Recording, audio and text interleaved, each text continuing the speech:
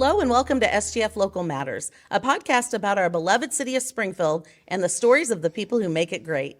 I'm your co-host, Cora Scott, and I am the Director of Public Information and Civic Engagement for your local government, the city of Springfield. I have the distinct pleasure of introducing my co-host for this program, the Honorable Mayor of Springfield, Mayor Ken McClure. Welcome. Cora, it's always good to see you, and I'm so excited about our guest this morning and the experience she brings, the stories which she brings, and so we're going to get right in. We're pleased to have Sarah Cunningham join us today. She's the superintendent of the Wilsons Creek National Battlefield, which is located not far from Springfield in southwestern Greene County. You grew up in Warrenton. You got a history degree from Missouri State University, and then you went to the National Park Service. What attracted you there? And talk a little bit about your journey with the Park Service and what brought you back to Springfield. Yes, absolutely. Thank you for the introduction, Mayor McClure. I am so excited to be here with both you and Cora.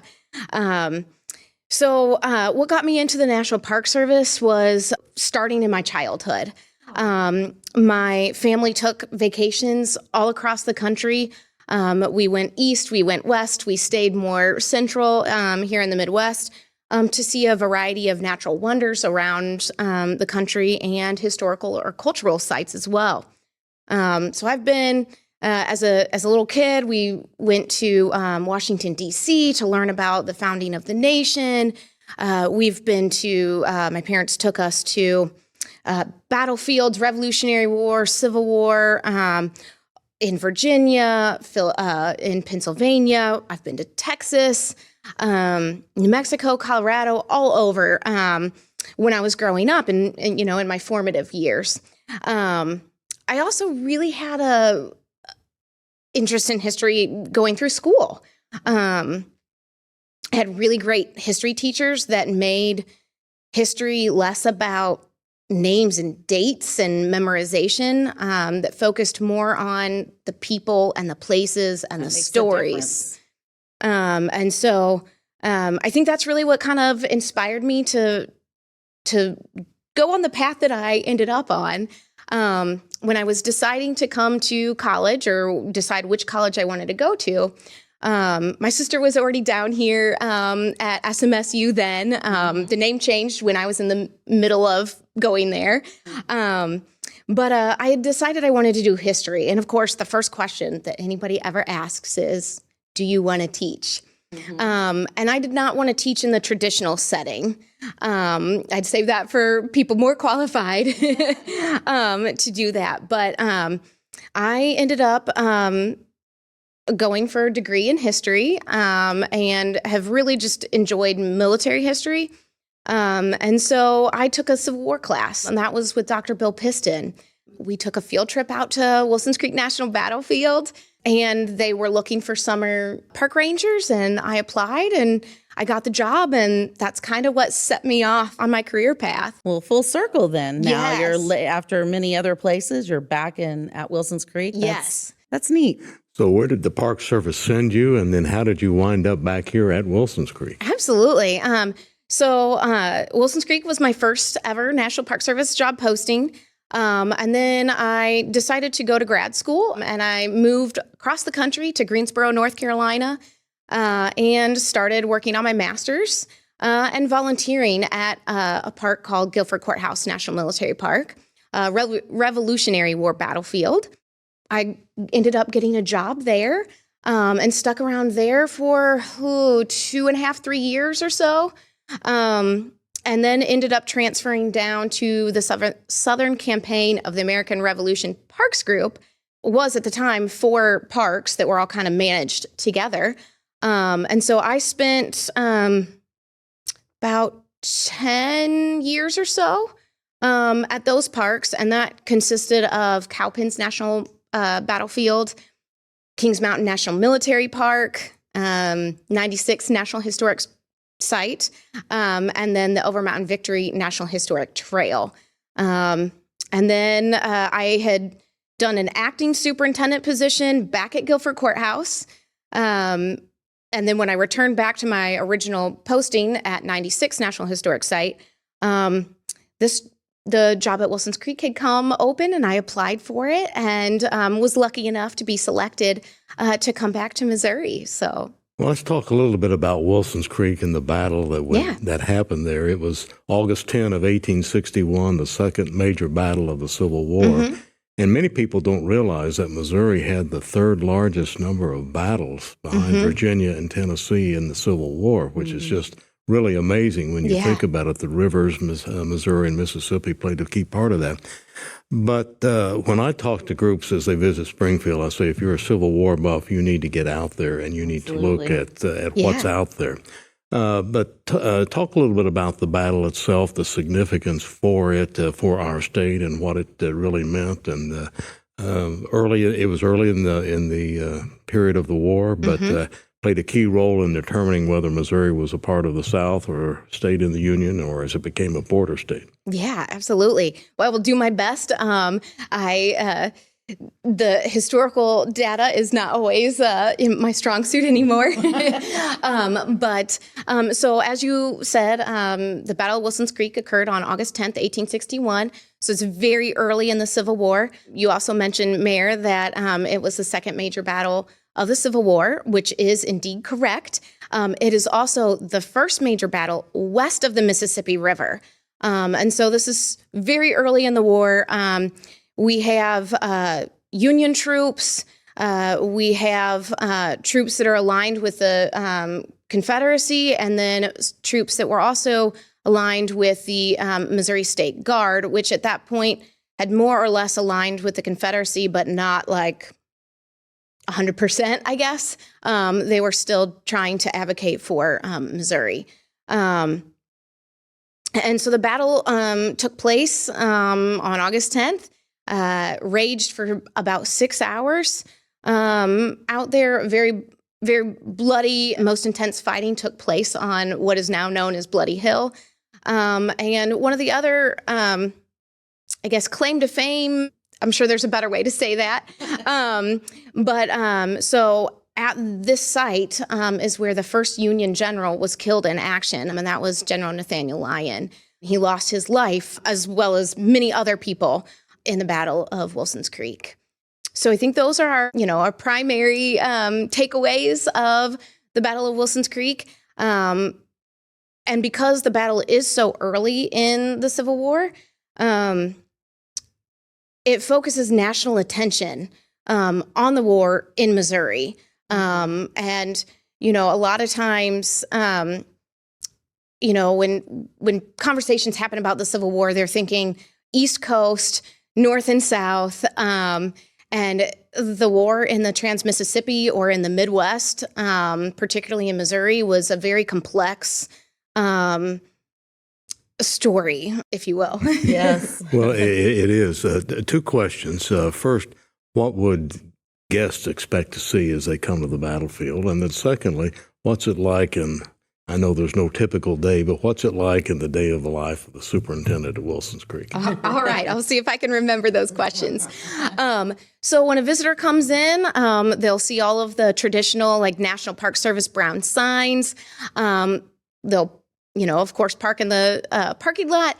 And we invite folks to come into the visitor center. And we just did a renovation a couple of years ago. And so we've got some really awesome things on display, some audio-visual programming. We've got a wonderful staff that makes the park operate smoothly.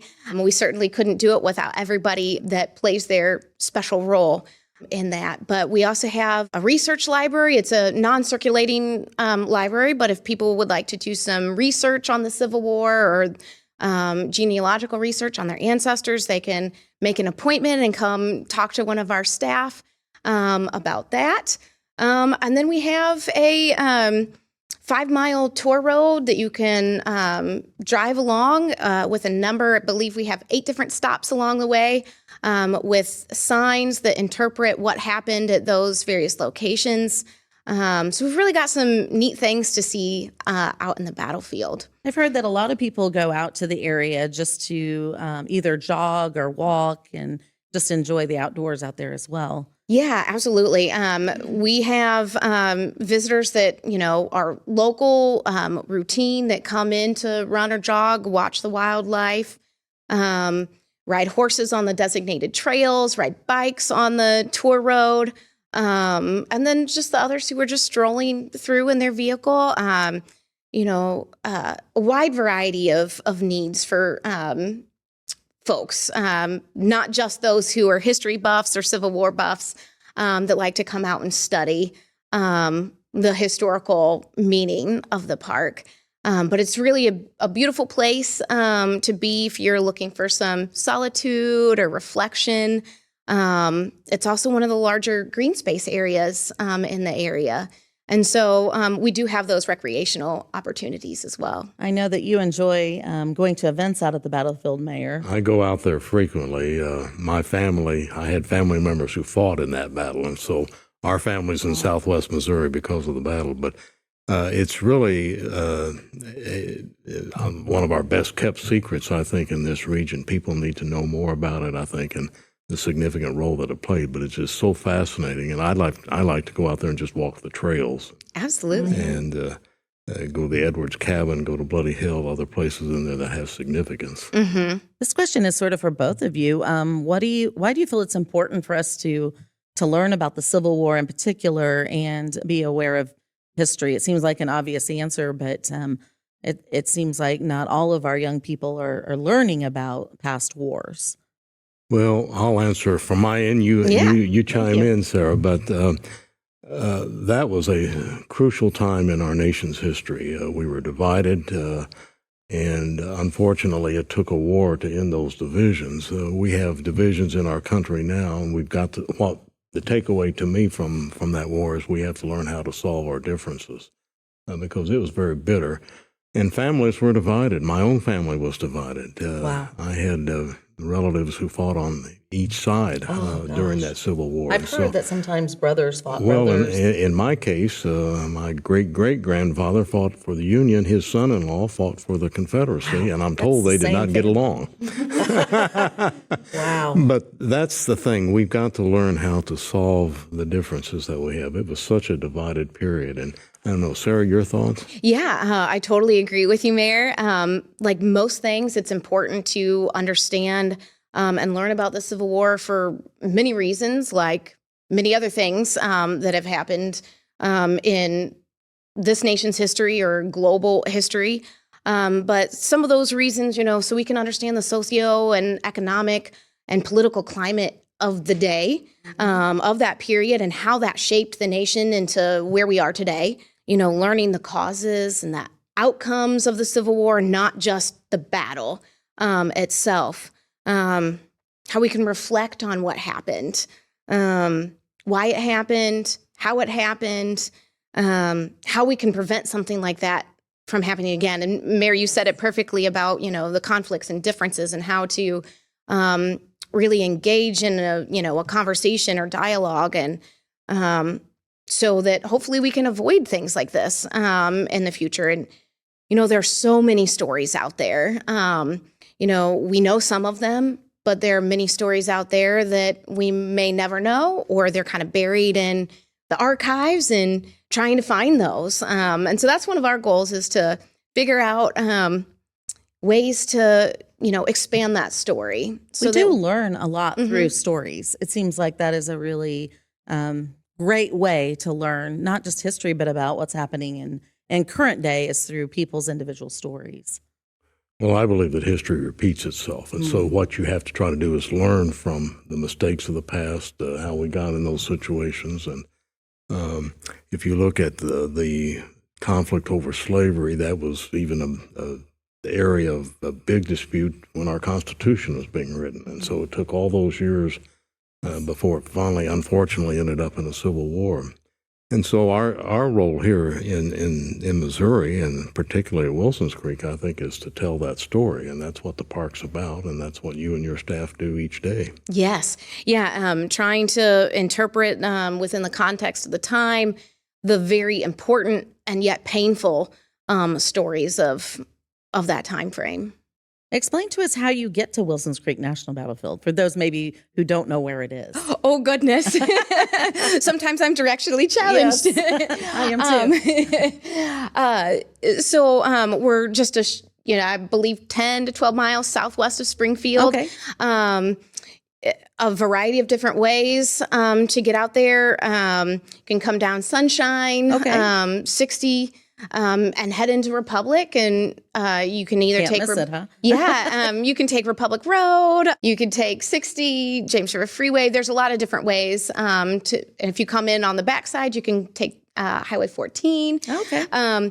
We do have some folks that tend to get lost, and that's the internet is always so helpful, but sometimes it sends them to the wrong. I found that in my travels. Sends them to the wrong location, and so we try to keep that updated on our website. Okay. And if people are, still kind of struggling with that, certainly give us a call. We can try to get people to the right location.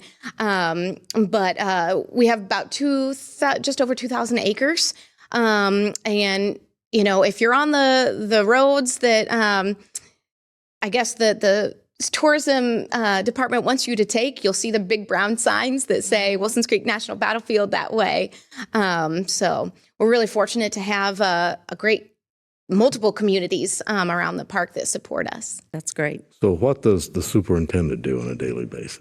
Oh, goodness. A lot of things. A lot of it is, so I have an amazing team that I directly supervise 6 managers who then have their teams that they work with. But a lot of meetings. I'm sure you're familiar with that. Planning meetings. We within the last week had another naturalization ceremony.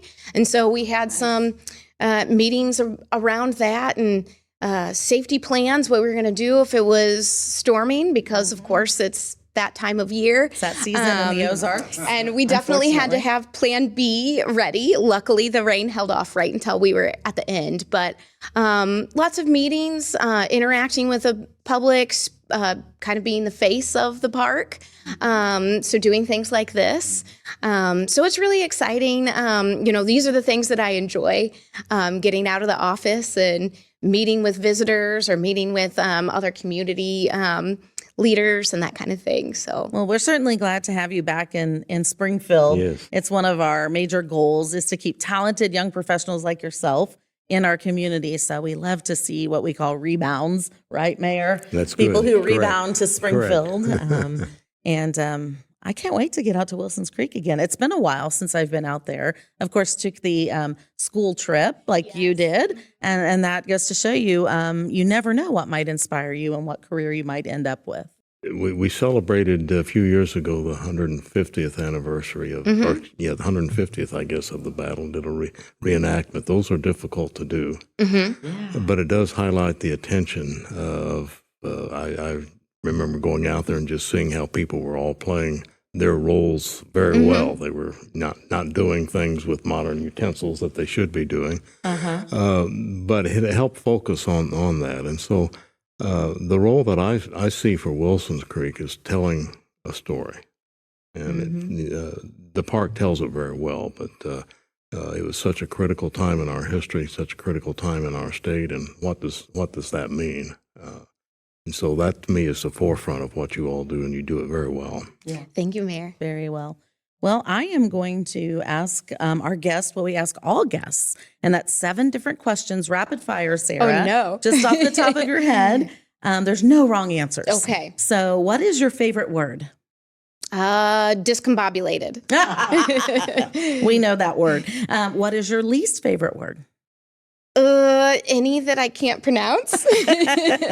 What sound or noise do you love? The hum of an oscillating fan. I was just thinking the same thing. Really? I thought you would say if you asked me nature. that's what I would say.